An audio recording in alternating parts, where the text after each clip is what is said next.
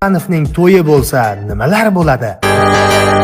Birinchi navbatda yo Humoda yoki Bunyodkor stadionida to'y bo'lib o'tadi. To'y translyatsiyasi uchun doimgidek Sport va Zo'r TV talashishgan. Taklifnomalar bo'lsa qo'lda 10 baravardan qimmatdan sotilmoqda. To'yni Xayrulla Hamidov o'zining she'rlari bilan ochib berdi. Bo'lib ham bu kecha e'zoz uchrashuv. Kuyovjo'ralikka bo'lsa Abbosbek Fayzullayev, albatta. Davrani Bunyodkorda uni asosiyga olmagan murabbiy ochib beradi. Bilardim zo'r bo'lib ketishini, ko'zlari yonib turardi deb. To'yga kelgan Holland, Rodri va Son Hyon-min davrani hech kimga bermay raqsda qizdiradi. Birrovga kelgan Shahlo Ahmedovaga xotinsiz qolgan Pep ko'z olaytirgan.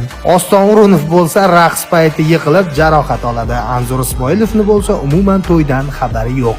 Voy. Yomon bo'pti-da endi hammasi. Voy, tugabdi-da hammasi endi.